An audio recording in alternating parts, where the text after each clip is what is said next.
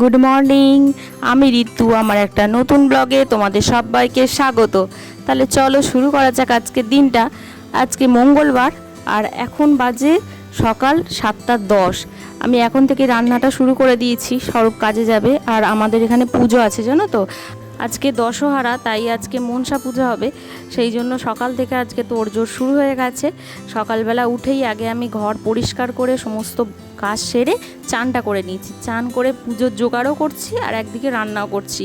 তার মানে দুটোই সামলাতে হচ্ছে। পুজো করতে হবে, তার মানে বাউন ঠাকুর আসবে আজকে 8:30টার মধ্যে আসবে বলেছে। সেই জন্য মানে সেটাও তাড়াতাড়ি করতে হচ্ছে, রান্নাটাও স্বরূপ 9টায় বেরোবে, রান্নাটাও তাড়াতাড়ি করতে হচ্ছে, দুদিকেই সামলাতে হচ্ছে।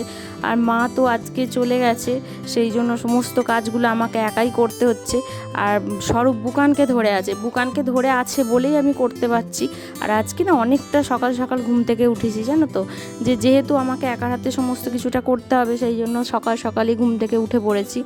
আর দেখো আমি এখানে পুজোর জোগাড় করতে আরম্ভ করে দিয়েছি। আর একদিকে তরকারি হচ্ছে, আর একদিকে আমি আবার জোগাড় করতে চলে এসেছি তরকারিটা বসিয়ে। আর আজকে আমাদের এখানে ভাত হবে না, আজকে শুকনো খাবার হবে সমস্ত কিছুই। ভাত হবে না, মানে কোনো মাছ মাংস ডিম কোনো কিচ্ছু না, পেঁয়াজ রসুন কোনো কিচ্ছু না, আজকে সমস্ত কিছু নিরামিষে হবে। সেই জন্য সমস্ত কিছু পরিষ্কার করে তারপরেই করতে হচ্ছে আমাকে।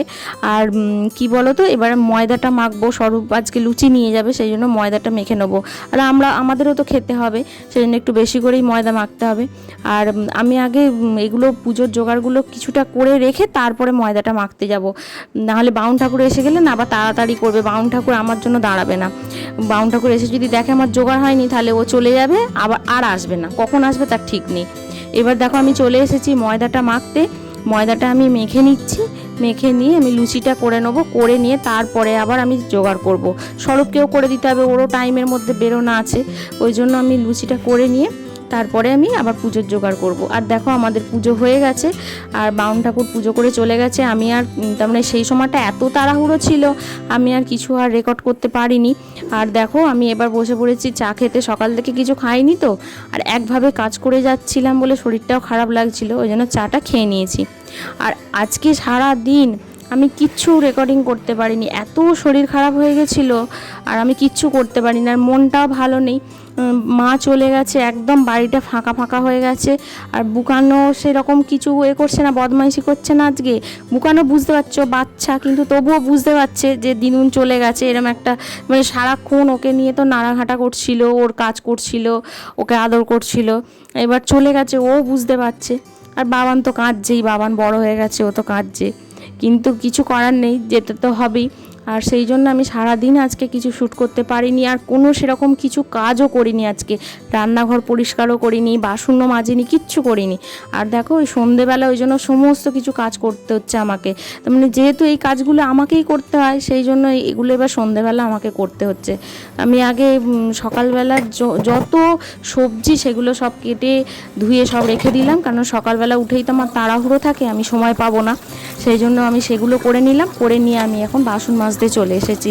বাসনগুলো যে কটা বাসন আমার মাজার দরকার, তার মানে আমার প্রয়োজনীয়, সেগুলো আমি মেজে নিলাম। আর একটু পরিষ্কার করে নিচ্ছি, এগুলো তো আমার রেগুলারের কাজ, আমি পরিষ্কার করে নিচ্ছি।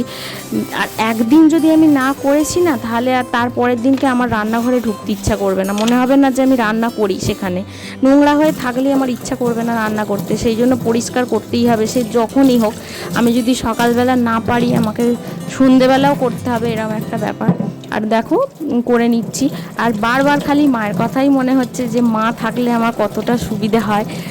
মা তো মা থাকলে কোনো দিকেই আমার দেখতে হয় না, বুকানকে অনেকটা সময় দিতে পারি। আর আজকে না বুকান সন্ধ্যে থেকেই কাঁদছে, আমাকে তো আর পাচ্ছে না, ও স্বরূপের কাছে আছে, আর আমি এদিকে কাজগুলো করছি। আর খালি কাঁদছে, ডাকছে, একবার করে ওর কাছেও যাচ্ছি, একবার করে কাজটাও করছি।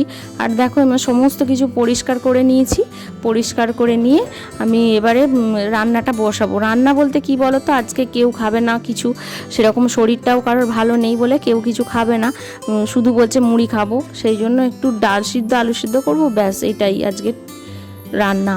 আর বুকানকেও খাওয়াচ্ছি টুকটাক করে। বুকান না এই গরমেতে বুকানের মনে হচ্ছে কিছু কষ্ট হচ্ছে শরীরের ভিতরে, ও ঠিক মতো খেতেও চাইছে না।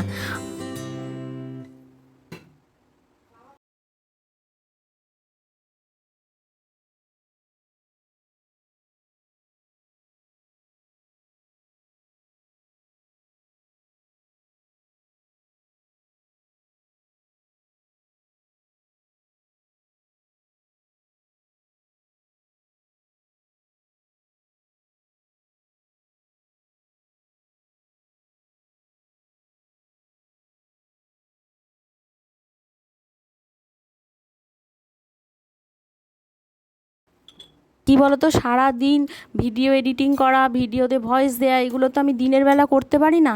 সারা দিনটাই কাজ থাকে, সেই জন্য রাত্রেবেলা করতে হয় এইগুলো। এবার অনেকটা রাত্রি হয়ে যায় শুতে, আর বুকানকে ঘুম পাড়িয়ে এইগুলো করি, না হলে বুকান করতে দেবে না, বুকান বদমাইশি করবে, আমি ঠিক মতো কাজগুলো করতে পারবো না। আর এডিটিংয়ের কাজটা অনেকটা বেশি থাকে তো, আর যেহেতু আমি নতুন, সেই জন্য ওটা বুঝতেও আমাকে অনেকটা সময় দিতে হচ্ছে, যে কিভাবে করব না করব। যেহেতু নতুন তো অনেক কিছু অসুবিধে হচ্ছে, এবার সেইগুলো করতে না অনেক রাত্রি হয়ে যাচ্ছে জানো তো, শুতে শুতে আবার সকালবেলা ওঠা, আর এইগুলোই অসুবিধে হচ্ছে। আমি খালি ভাবছি মা থাকলে আমার সকালবেলা ওঠারও কোনো ঝামেলা ছিল না, যখন পারছিলাম উঠছিলাম, যখন পারছিলাম নিজের কাজগুলো করছিলাম, বুকানকে নিয়ে সময় কাটাচ্ছিলাম। কিন্তু মা তো আর সবসময়। আজকের মতো সমস্ত কাজ হয়ে গেছে, আজকে আর সেরকম কিছু কাজ নেই। আর শরীরটা আজকে না একদমই ভালো লাগছে না, সকাল থেকে উপোস করে এই শুকনো খাবার খেলেই দেখছি শরীরটা এরকম হচ্ছে। তার থেকে না একটু ভাত, আলু ভাতে আর ডাল খেলে যেন তৃপ্তি হয়, শরীরটাও ভালো থাকে। আর এই লুচি পরোটা বা শুকনো কোনো খাবার খেলেই শরীরে কিছু না কিছু প্রবলেম হবে। শীতকালে এই প্রবলেমটা হয় না, যত হবে গরমকালে। গরমকালে উপোস করা যে কী কষ্টের, তোমাদের কি বলবো। কিন্তু কি করা যাবে, উপোসগুলো তো করতেই হবে। আর এখানে আজকে আমি রাত্রিবেলা কিছু রান্না করব না, কেউ খাবে না, বলছে আর লুচি পরোটা কেউ খাবো না, মুড়ি খাওয়া হবে। সেই জন্য আলু সিদ্ধ করছিলাম, বাবান বললো আলু সিদ্ধ করো না, ওতে অল্প করে ডাল দিয়ে দাও। বাবান ডালটা খেতে ভালোবাসে, ডাল সিদ্ধ খেতে ভালোবাসে, সেই জন্য অল্প করে ডাল সিদ্ধ দিয়ে এখানে আমি বসিয়ে দিয়েছি। রাত্রিবেলা খেয়ে নেবো, খেয়ে দিয়ে শুয়ে পড়বো। আর বুকানকে তো খাওয়াবো, বুকানকে খাওয়াতে 1 ঘন্টা সময় লাগে জানো। বুকান তো সহজে খাবে না, ও মানে একবার যদি আমি নিয়ে খাবার নিয়ে বসি 1 ঘন্টা লেগে যাবে খেতে। মা চলে গেছে বলে মনটাও ভালো নেই, ব্লগটা আর কন্টিনিউ করছি না, ব্লগটা এখানেই শেষ করছি। আর বেশি বড় করলাম না, ছোট ব্লগ আজকে পোস্ট করব, তোমরা দেখো। আর কি বলবো, আর কিছু বলার নেই, আর ভালোও লাগছে না কোনো কিছু, মনে হচ্ছে না শুতে পারলে শান্তি পাই। ঠিক আছে, চলো, গুড নাইট, সবাই ভালো থেকো, সুস্থ থেকো আর সাবধানে থেকো। পরের আবার একটা নতুন ব্লগে তোমাদের সাথে দেখা হবে। আজকের মতো এই পর্যন্তই, টাটা, গুড নাইট।